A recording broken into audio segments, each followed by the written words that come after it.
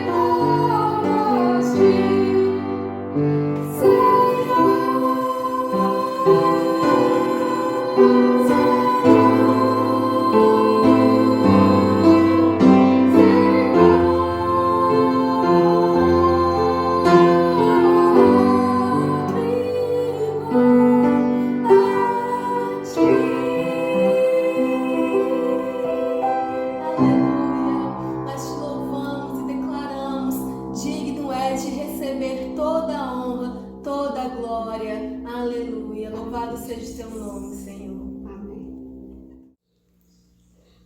Olá, muito bom dia para todos vocês que estão me vendo e ouvindo nesta manhã.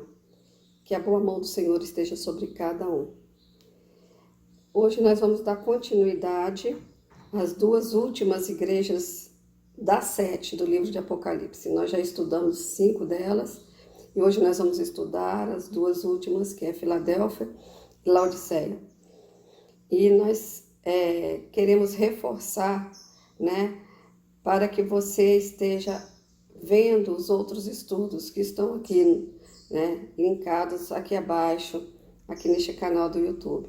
Então, não deixem de assistir os outros vídeos, para que você possa se inteirar por completo sobre as igrejas da Ásia, as 7 igrejas do Apocalipse, e tentar ver aonde você se encaixa nessas 7 igrejas. Precisamos nos encaixarmos em alguma delas, porque elas são 7 tipos de igreja em todas as eras, em todos os tempos. Hoje, em pleno ano de 2020, nós temos esses 7 tipos de igreja espalhados pela face da terra. Então, esse é o tempo da igreja, esse é o tempo da graça, esse é o tempo dos gentios, esse é o meu tempo e esse é o seu tempo. Que se estivermos desviados de alguma coisa que o Senhor Jesus falou nessas igrejas, que possamos nos arrepender e voltarmos atrás e ouvirmos aquilo que o Espírito Santo está querendo dizer para nós. No primeiro vídeo eu dei uma visão panorâmica das 7 igrejas, a visão histórica das igrejas, as igrejas locais, e falei sobre a igreja de Éfeso, a igreja que perdeu o primeiro amor. Uma igreja que 40 anos depois de fundada, que foi elogiada pelo seu compromisso, ela foi exortada porque tinha abandonado o seu primeiro amor. E o apelo de Jesus para essa igreja é: arrepende-te, lembra-te de onde caíste e volte à prática das primeiras obras. Retorne ao primeiro amor a Deus, o primeiro amor às vidas. Que o Senhor Jesus nos abençoe, que o Senhor Jesus nos dê entendimento sobre tudo isso. Essa igreja, historicamente, ela se encaixa entre a descida do Espírito Santo, lá em Atos dos Apóstolos, mais ou menos no ano 33, depois de Cristo, até o ano 100, quando morreu o último dos 12 apóstolos, que foi o apóstolo João, escritor do livro de Apocalipse. Então, essa é a igreja, historicamente falando, apostólica, do primeiro século. Depois da igreja de Éfeso, veio uma igreja que foi altamente perseguida, devastada pela perseguição do Império Romano, onde seus membros eram martirizados.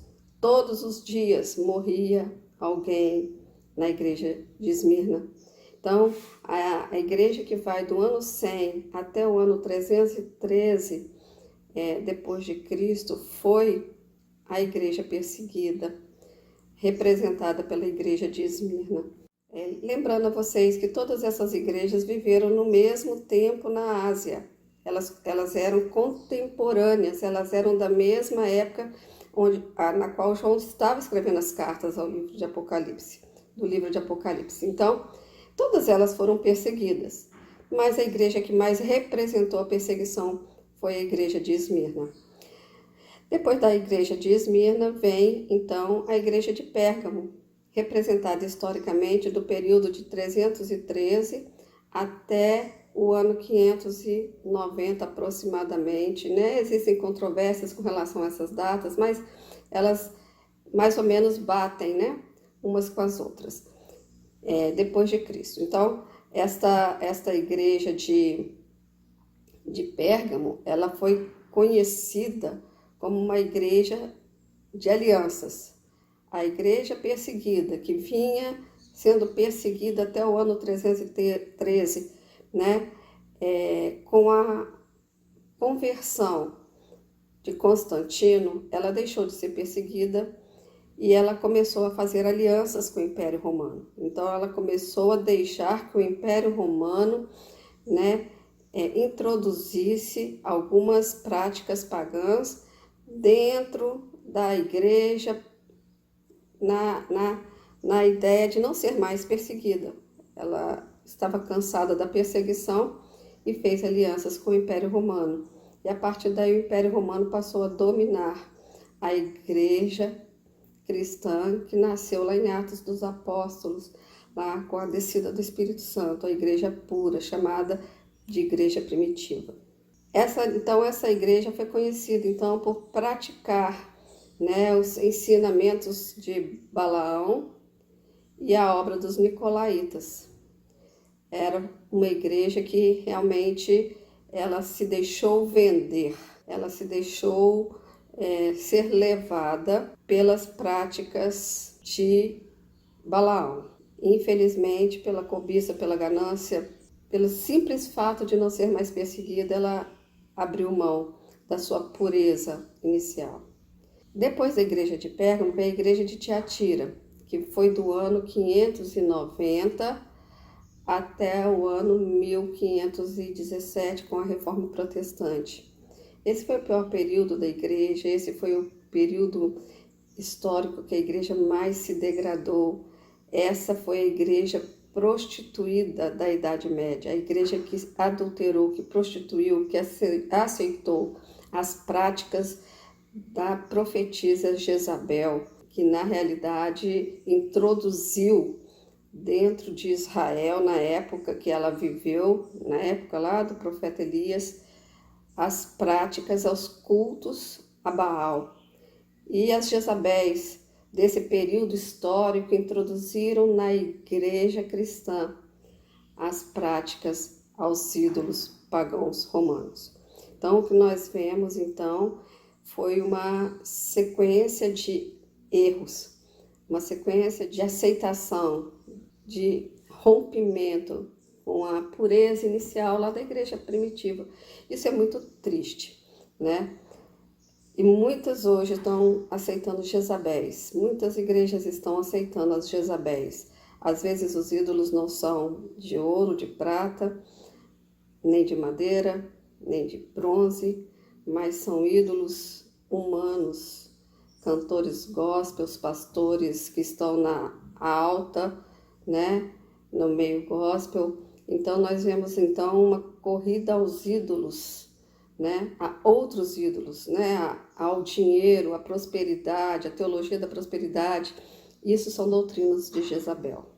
A outra igreja representada historicamente é a igreja de Sardes, é a igreja pós-reforma protestante. Essa igreja foi de 1517 até o ano mais ou menos 1700, e essa igreja se deixou levar pela mortandade espiritual, Alguns dizem que foi até o ano de 1750, outros dizem que foi até o ano de 1700. O fato é que nesse período pós-reforma a igreja voltou à origem da fé, a salvação única e exclusivamente pela fé, voltou às origens da palavra, mas ela não buscou o Espírito Santo de Deus. Então ela morreu espiritualmente. Nós vimos que a igreja de Sardes era uma igreja que aparentemente era uma igreja viva,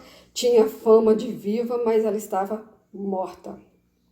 Muitas vezes nas nossas igrejas, temos uma infinidade de agenda, uma infinidade de projetos, uma infinidade de atividades, indicando que nós podemos estar vivos, mas por dentro estamos mortos espiritualmente. Então, o conselho de Jesus é: desperta, igreja, consolida aqueles que ainda estão vivos, para que não morram, E o despertar significa busquem a ação do Espírito Santo, não deixe o Espírito Santo apagar na vida daqueles que ainda estão vivos. E as duas igrejas que nós vamos estudar agora nesse contexto, não só histórico, mas nesse contexto da atualidade, são as igrejas de Filadélfia e as igrejas de Laodiceia. Então, o que a gente vê por aí é que existem muitas igrejas de Laodiceia, né? E nós vamos estudar ela mais a fundo porque, convenientemente, o Senhor Jesus deixou essa igreja por último, porque é a igreja que vai estar aqui vivenciando o arrebatamento. E muitos dentro dessas igrejas vão ser pegos de surpresa, porque não serão arrebatados. Então, temos que estar atentos ao que o Senhor está falando para nós nesta manhã. Bom, a igreja de Filadélfia é uma igreja próxima à cidade de Pérgamo, né, de Sardes, de Laodiceia. Ela ficava entre o caminho entre Pérgamo e Laodiceia, a uns 45 quilômetros mais ou menos da cidade de Sardes. Então, a cidade de Filadélfia era uma cidade ali próxima daquele conjunto das 7 igrejas da Ásia, né? E olhando assim, mais ou menos no mapa, a gente vê que à medida que as igrejas estão se distanciando, foi à medida também que as cartas foram escritas. Então, a penúltima carta foi a igreja de Filadélfia, né? A cidade, hoje, essa cidade se chama Alazeir, na Turquia, que representa o local mais ou menos onde ficava a antiga cidade de Filadélfia. Ela foi fundada, né, no século II a.C., por um dos reis de Pérgamo. Ele quis fazer uma homenagem ao seu irmão, né, e fundou a cidade, então, de Filadélfia, que significa amor fraternal, amor de irmão, né? Esse amor que tem que gerar vida entre os cristãos, né, da presente era. Então vamos lá, vamos ler então aquilo que o Senhor Jesus ditou para o anjo da igreja de Filadélfia. E ao anjo da igreja de Filadélfia escreve essas coisas, diz o santo, o verdadeiro, aquele que tem a chave de Davi, aquele que abre e ninguém fechará, e que fecha e ninguém abrirá. Conheço as tuas obras. Eis que tenho posto diante de ti uma porta aberta, a qual ninguém pode fechar. Que tens pouca força, entretanto guardaste a minha palavra e não negaste o meu nome. Eis que farei alguns dos que são da sinagoga de Satanás, desses que a si mesmos se declaram judeus e não são, mas mentem. Eis que eu farei eles vir e prostrar-se aos teus pés, e conhecer que eu te amei. Porque guardaste as palavras da minha perseverança, também eu te guardarei da hora da provação, que há de vir sobre o mundo inteiro, para experimentar aqueles que habitam sobre a terra. Venho sem demora, conserva o que tens, para que ninguém tome a tua coroa. Ao vencedor falou coluna no santuário do meu Deus, e daí jamais sairá. Gravarei também sobre ele o nome do meu Deus, o nome da cidade do meu Deus, a nova Jerusalém que desce do céu, vinda da parte do meu Deus, e o meu novo nome. Quem tem ouvidos, ouça o que o Espírito diz às igrejas. Então, nós vemos aqui a carta a uma igreja que não foi repreendida por nada. Filadélfia, juntamente com a igreja de Esmirna, só tiveram elogios da parte do Senhor. Tiveram exortações, olha, vigia, vocês estão bem na fita, né? Mas vocês têm que vigiar, porque a situação não está fácil para ninguém, né? A cidade de Filadélfia, ela produzia muitas uvas e adorava ao deus Dioniso, que era um deus grego, que era o mesmo deus romano, Baco, que era o deus do vinho. E esses templos, né, que eram construídos naquela cidade, todos eles foram derrubados, foram destruídos num terremoto que teve no ano 17 depois de Cristo. Então nós vemos que a igreja de Filadélfia ficava numa cidade onde tinha um culto ao deus Dioniso ou ao deus Baco. E os pilares desses templos todos foram sacudidos e arrancados, né, permitindo que os templos caíssem, todas as construções dessas cidades, né, caíssem, porque os pilares foram totalmente abalados pelo terremoto que houve no ano 17 depois de Cristo.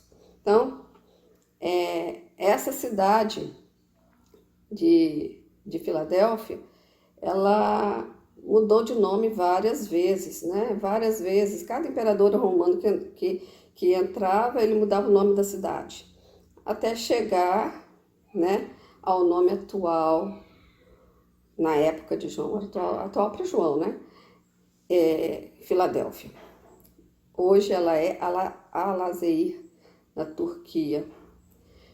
Bom, a igreja de Filadélfia era uma igreja fraca, era uma igreja limitada, né? Os homens olhavam para ela e falavam assim, essa igreja, ela não tem voz ativa nenhuma em lugar nenhum, ela não tem status, ela não tem elementos que possam colocar-se, né, em alguma posição, né, melhor na cidade.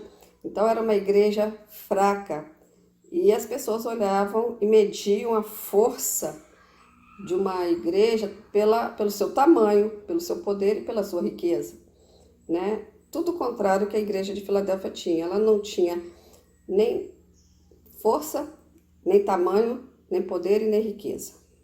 Ela era uma igreja teoricamente pequena.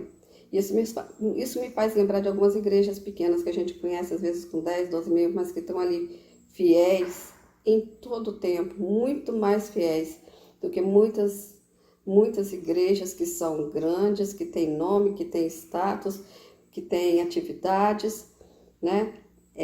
Essas igrejas, elas estão ali, faça chuva, faça sol, chuva canivete, a rua pode inundar e alagar, mas os irmãozinhos estão ali. Não vamos medir a força de uma igreja pela sua aparência. Jesus não olha a aparência, Jesus olha o caráter e Jesus olha o coração. E olha o que Jesus falou para essa igreja. Eu conheço as tuas obras. Eis que tenho posto diante de ti uma porta aberta, a qual ninguém pode fechar. Tens pouca força, entretanto guardaste a minha palavra e não negaste o meu nome. Ou seja, aqueles que falam que são cristãos, que na realidade estão mentindo, não são cristãos, não fazem nem parte do povo de Deus, são cristãos nominais, né? Um dia vão se ajoelhar diante dessa igreja e vão reconhecer que Jesus Cristo amou essas igrejas. Então não vamos desprezar nenhum irmãozinho de nenhuma igreja. Por quê? Porque o Senhor conhece o coração desses irmãos.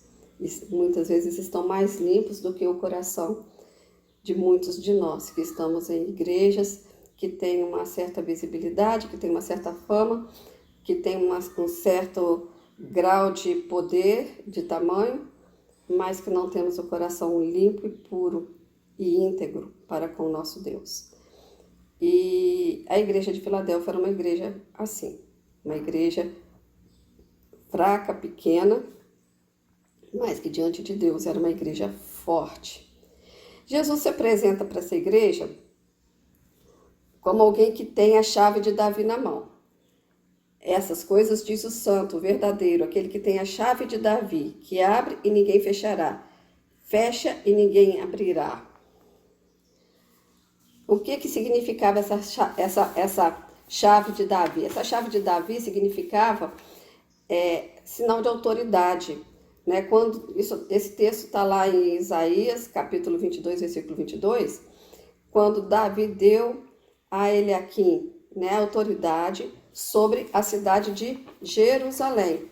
Essa autoridade dava poder a Eliaquim para abrir as portas da cidade e fechar para quem ele quisesse. Jesus se coloca nessa situação como alguém infinitamente superior a Eliaquim. E ele tem nas mãos a chave da nova Jerusalém. Vai entrar quem ele quiser que entre e vai fechar as portas para quem ele não quiser que entre. Então Jesus se apresenta como aquele que tem a chave da autoridade para a vida eterna. Ele é aquele que detém nas mãos a chave de Davi. Ele é o único acesso a Deus.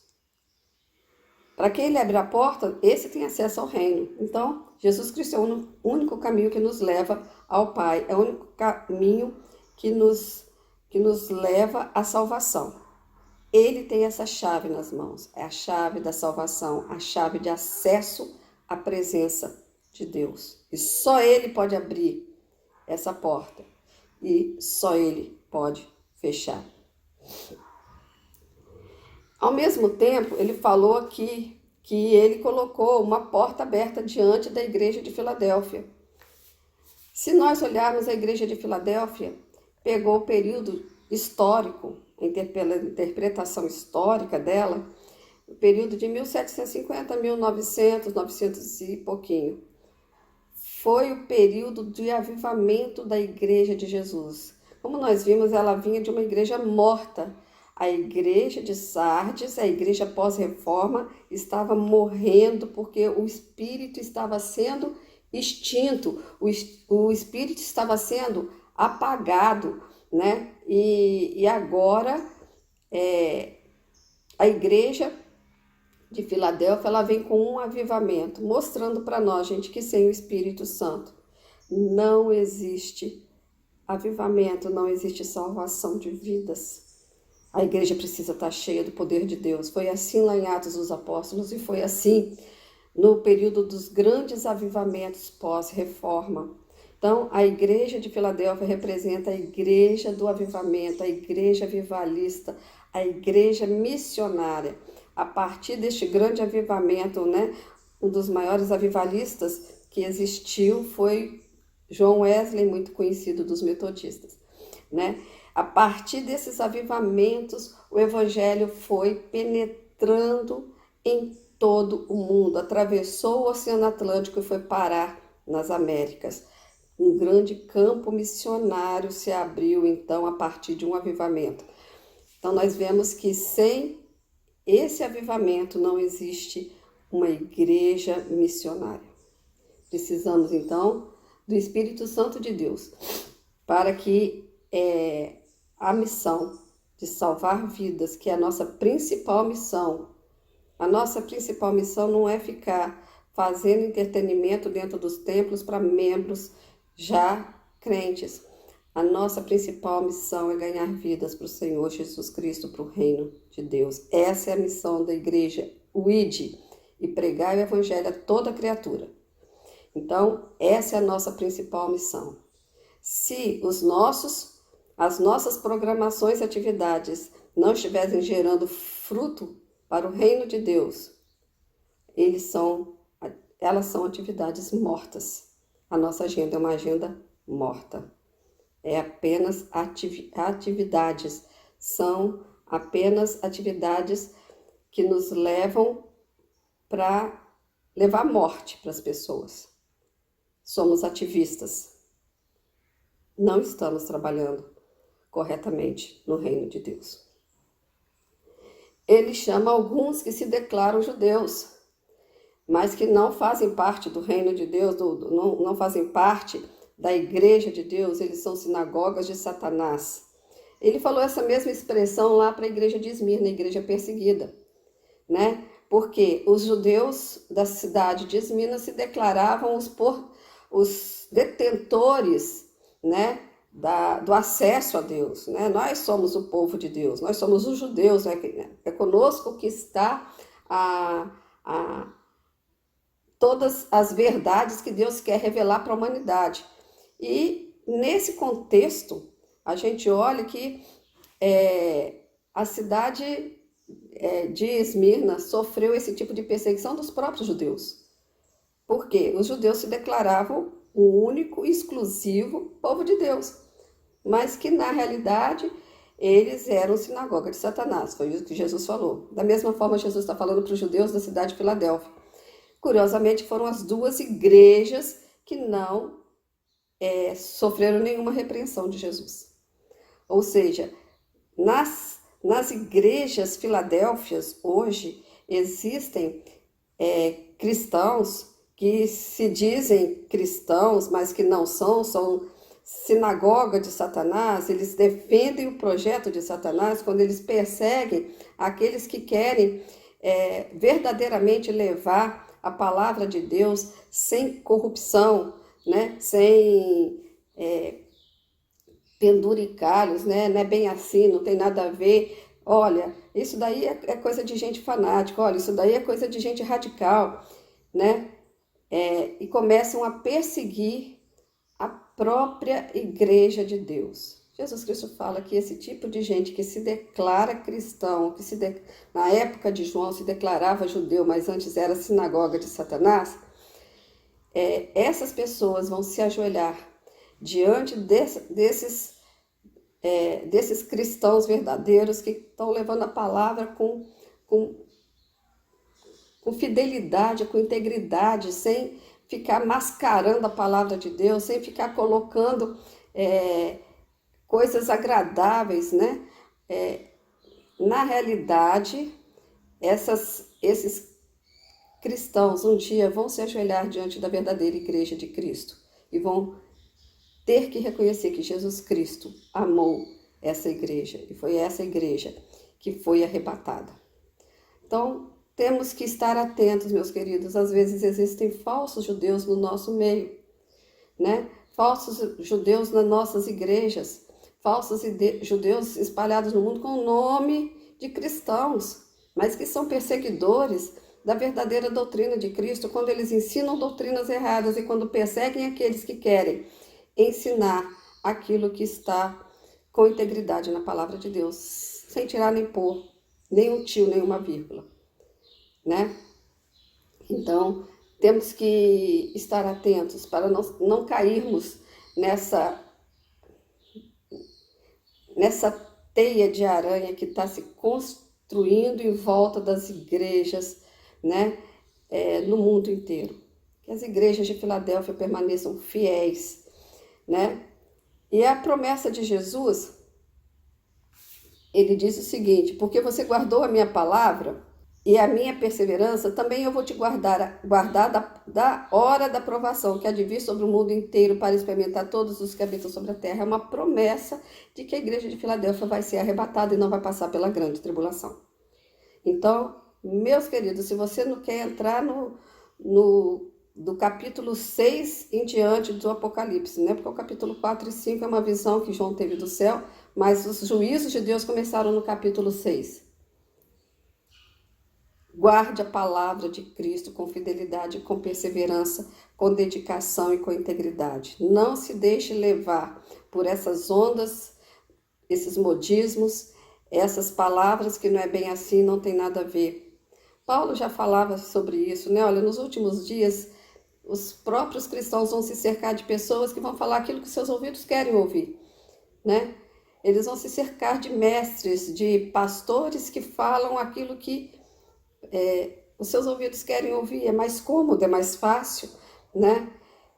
Por favor, olhem com atenção o que está acontecendo no meio das igrejas e rejeitem tudo aquilo que não é palavra pura e genuína de Deus. Juntamente com a promessa de não passar pela tribulação, a promessa de ser coluna no templo de Deus, ou seja, sustentação de uma igreja, não só aqui na terra, mas também na eternidade, né? Vai ser colunas do templo de Deus que está na Nova Jerusalém. O templo de Deus vai estar ali na Nova Jerusalém, vai descer e a promessa é, olha, vocês vão sustentar, né? Se contrapondo à cidade de Filadélfia, que sofreu um terremoto, e as colunas daqueles templos, daqueles deuses foram todas destruídas e os templos caíram. Essas colunas, elas são firmes, elas são firmadas na rocha que é Jesus. Podem vir ventos, soprar tempestades, podem acontecer o que for, né? Os verdadeiros cristãos continuarão firmes, não se deixarão levar pelas circunstâncias. E a segunda promessa, é tremendo isso, porque eu vejo que nós vamos receber um novo documento, registrado no cartório celestial, né? Porque ele fala assim, olha, o vencedor falou em coluna do meu santuário, daí jamais sairá. Gravarei sobre ele o nome do meu Deus, o nome da cidade do meu Deus, a nova Jerusalém que desce do céu, vinda da parte de Deus, e o meu novo nome. Olha que coisa tremenda. Nós vamos receber uma certidão nova espiritual, né? A mulher, quando casa, ela passa a receber o nome do marido dizendo, eu pertenço a esse homem. Isso é na nossa cultura. A noiva de Cristo, no momento da bodas, vai receber o nome de Jesus, dizendo, eu pertenço a Jesus Cristo, para nunca mais deixá-lo. Então, nós vamos receber um novo documento, olha que coisa mais linda, né? Somos agora propriedade de Deus, com carimbo do cartório celestial. Glória a Deus por isso. Vamos receber um novo nome, o nome do nosso noivo, que passou daquele momento a ser o nosso marido. Você pode dar um glória a Deus aí? Glória a Deus. Então, a igreja aparentemente fraca e limitada, ela é forte, perseverante e é uma igreja missionária. Então, investir em missões, evangelismo, em ganhar vidas para Jesus. Este é um projeto de igreja de Filadélfia. Essa é a nossa meta, essa é a nossa visão, esse tem que ser o nosso compromisso. Todas as demais coisas são atividades que muitas vezes geram até confusão, briga, divisão no meio do povo de Deus. Então, vamos estar atentos sobre o que está acontecendo dentro das nossas igrejas em geral. Agora, a próxima igreja é a última igreja do Apocalipse, a igreja de Laodiceia, a igreja apóstata, a igreja morna, é a igreja que se conformou com esse século. É a igreja que tanto faz o rio correr para cima como correr para baixo, tudo dá no mesmo, né? Vamos falar um pouquinho a respeito da cidade antes de lermos a carta à igreja de Laodiceia. A cidade de Laodiceia, ela ficava a 14 quilômetros a oeste de Colossos. Ela provavelmente foi fundada por Epáfras, aquele Epáfras que Paulo se referiu lá na carta aos Colossenses.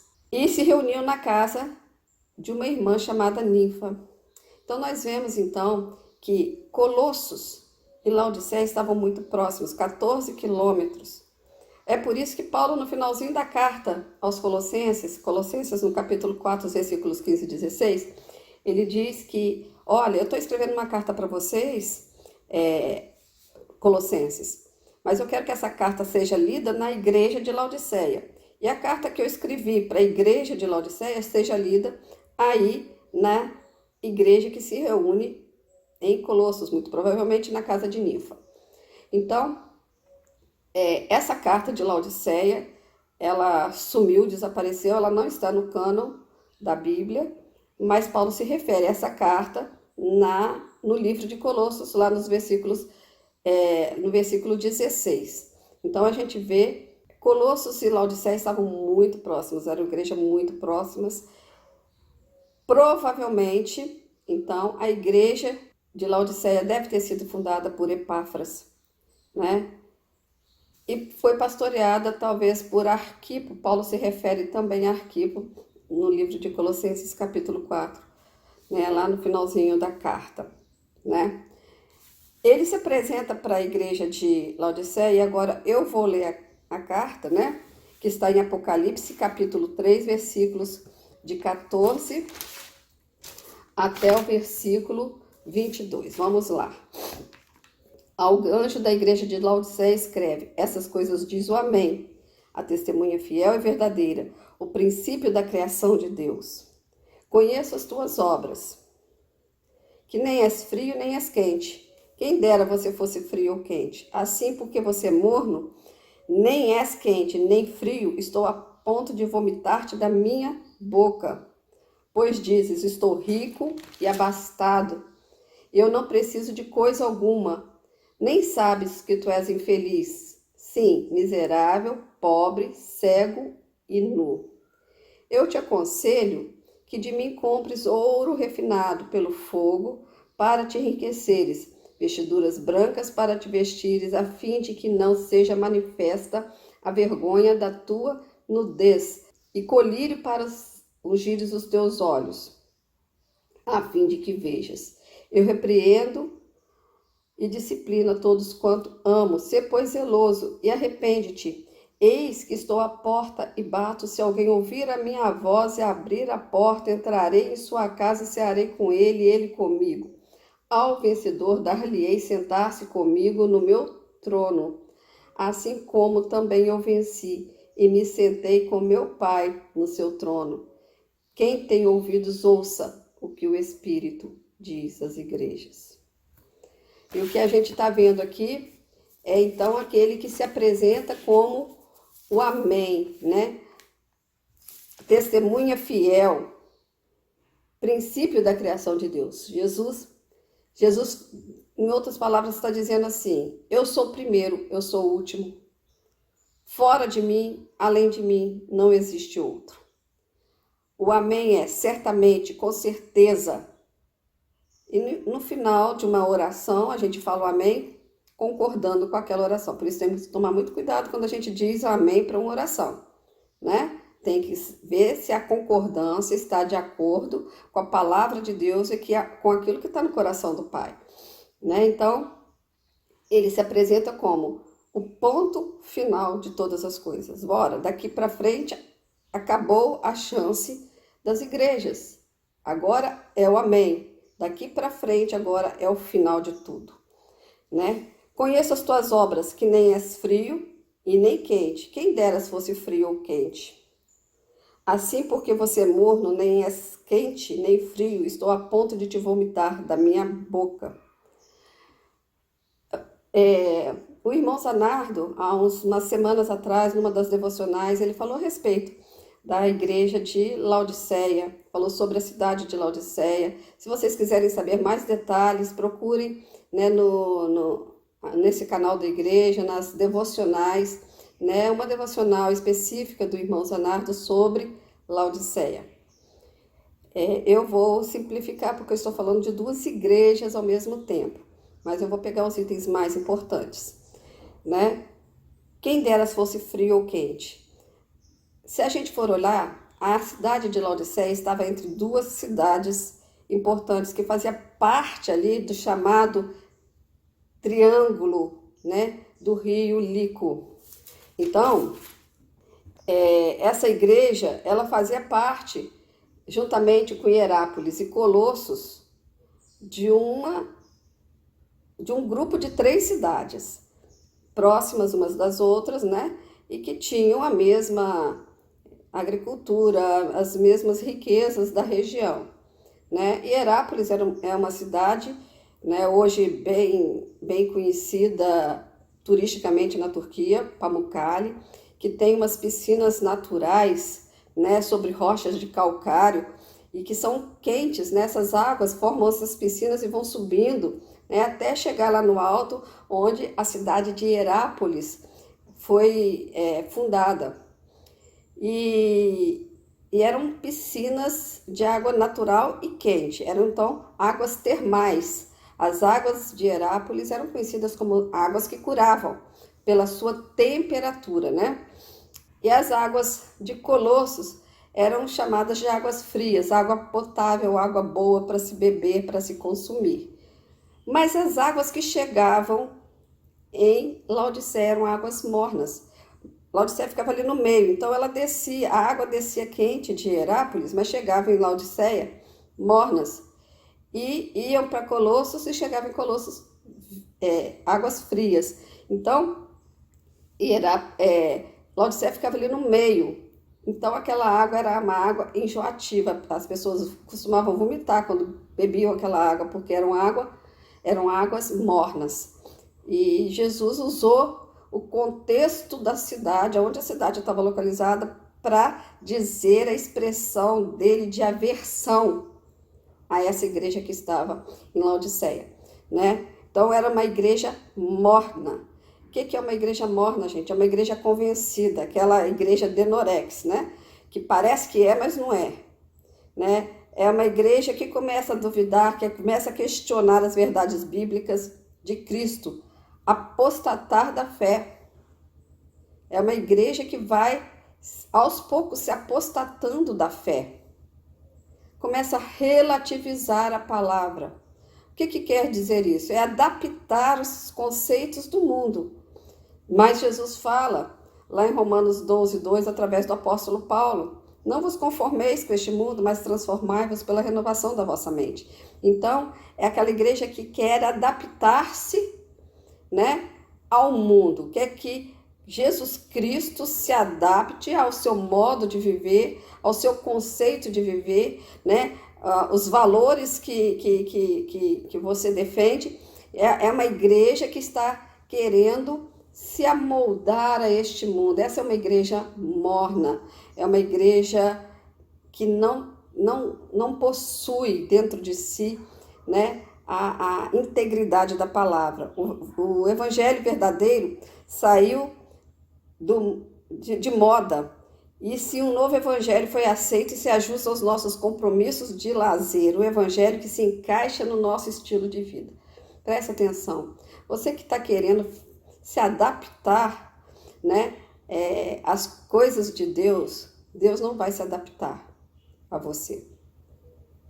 Ou você aceita a palavra de Deus como ela é e vive a palavra de Deus como ela é, ou você está fora. Essa é uma igreja morna. É uma igreja que quer viver a sua vida sem nenhum tipo de renúncia.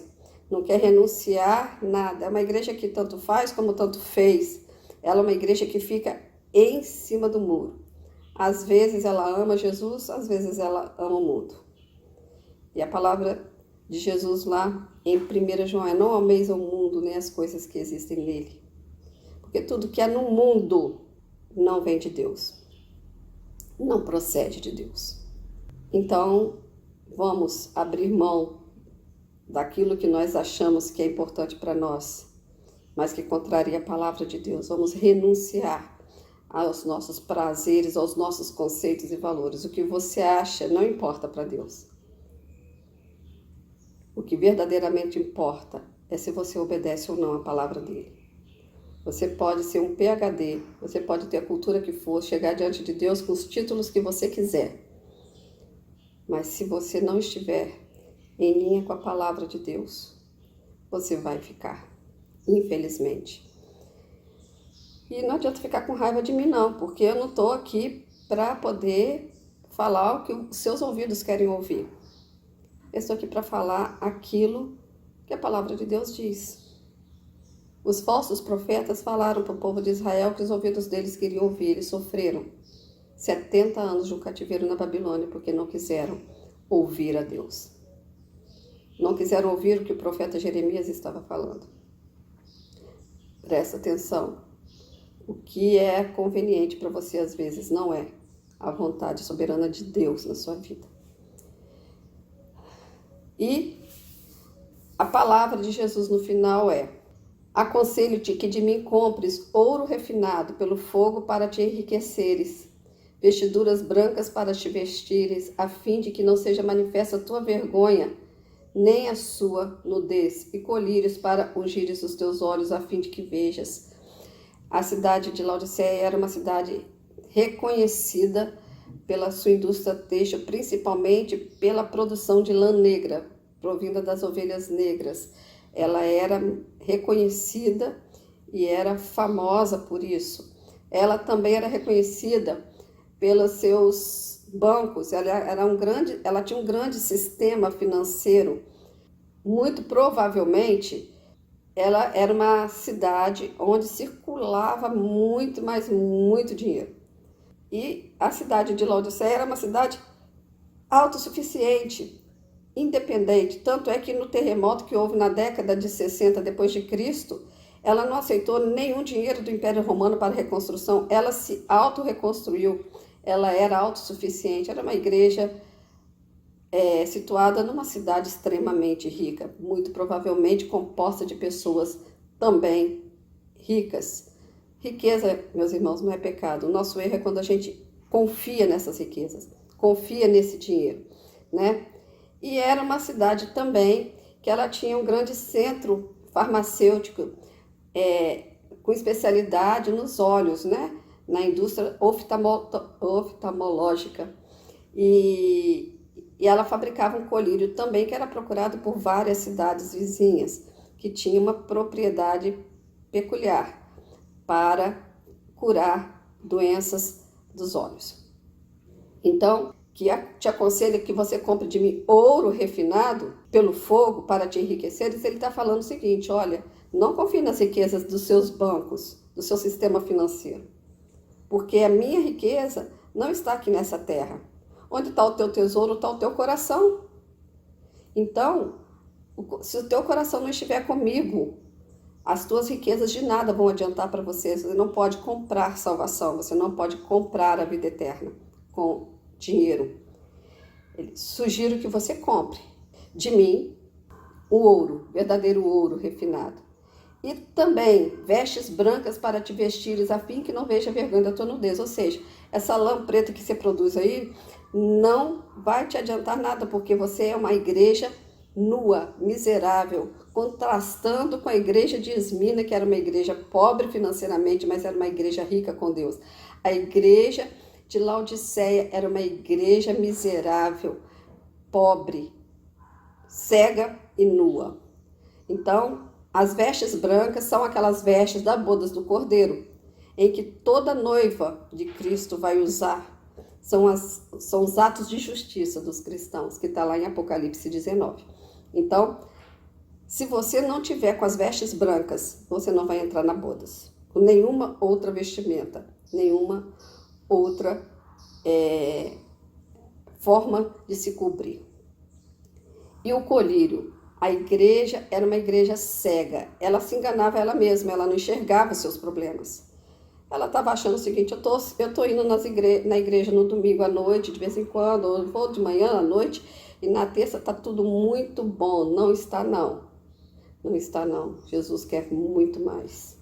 Jesus quer seu coração pleno e completo na presença dele. E se você não fizer isso, você vai ficar. Compre colírio espiritual, para que seus olhos espirituais sejam abertos e você possa enxergar o que está acontecendo.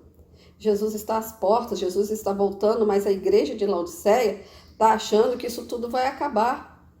Que todos os problemas que estamos vivendo nos dias de hoje, isso daqui vai ter um fim. Não vai ter. Não vai ter. Olha o que está escrito na palavra de Deus. Daqui para frente, todos os sinais são sinais que já indicam que Jesus Cristo está às portas. Eu repreendo e disciplino a todos quanto amo.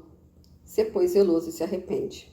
Eis que eu estou à porta e bato. Se alguém ouvir a minha voz e abrir a porta, entrarei em sua casa, cearei com ele e ele comigo. É uma das promessas maiores que a gente tem. É de entrar no reino de Deus, participar das bodas do Cordeiro. Jesus entrando na nossa casa, no nosso coração, temos a garantia de que vamos cear com Ele, não só aqui nessa terra, mas também na eternidade, no reino de Deus, né? Na famosa ceia das bodas do Cordeiro. E ao vencedor, vou dar sentar-se comigo no meu trono, assim como eu venci e me sentei com meu Pai no seu trono. Ou seja, uma promessa de que estaremos no reino de Deus. Todos aqueles que vencerem essa mornidão, todos aqueles que se levantarem contra tudo isso que está acontecendo, a promessa de Deus você vai entrar no reino milenar de Jesus Cristo e reinar com Ele 1000 anos. Que o Senhor Deus nos abençoe e que possamos ficar com o último versículo desta série das 7 igrejas da Ásia. Quem tem ouvidos, ouça o que o Espírito Santo diz às igrejas. A partir daqui, João foi arrebatado para o céu e começou a relatar a visão lá do céu. Então, acabou-se o nosso tempo. Depois do capítulo 3 de Apocalipse, a igreja não se é mais comentada no livro de Apocalipse. Ela só vai aparecer de novo como noiva, como esposa do Cordeiro no capítulo 19. Então, que nós possamos olhar com carinho para essas 7 cartas. Veja os demais vídeos. E que o Senhor Jesus toque no seu coração naquilo que precisa ser mudado e moldado na sua vida. Não vos conformeis com essas igrejas. Não se conformeis com a igreja de Laodiceia, com a igreja de Sardes. São igrejas mortas e mornas. Mas transformai-vos pela renovação da sua mente. Seja você um retrato vivo do Senhor Jesus Cristo. Quem tem ouvidos, ouça o que o Espírito Santo diz aí às igrejas. Oremos. Paizinho querido, terminamos, ó Deus, uma série de estudos sobre as 7 igrejas do Apocalipse. Nós não sabemos exatamente, ó Pai, quantos ouviram e quantos foram tocados por essas mensagens, mas aqueles, ó Deus, que foram tocados, que o Senhor possa trazer um profundo arrependimento naquilo que precisam ser, ó Deus, provados, naquilo que precisam ser, ó Deus, mudados, ó Pai, que nós não possamos nos conformar com o que está acontecendo neste mundo, mas que nós possamos ser transformados a cada dia pela renovação da nossa mente, Pai. Não nos deixe nos conformar com igrejas frias, mornas, igrejas ativistas, Pai. Igrejas, Senhor amado, que têm atividades para entretenimento próprio. Igrejas, ó Pai, que estão morrendo. Igrejas que são mornas, ó Pai, que relativizam a palavra de Deus, que não é bem assim, não tem nada a ver. Senhor, tenha misericórdia das nossas vidas. Que o Senhor toque nos nossos corações, abra, Senhor, o nosso entendimento e que possamos compreender aquilo que o Senhor está falando para nós, nesse estudo, Senhor, das cartas às 7 igrejas do Apocalipse.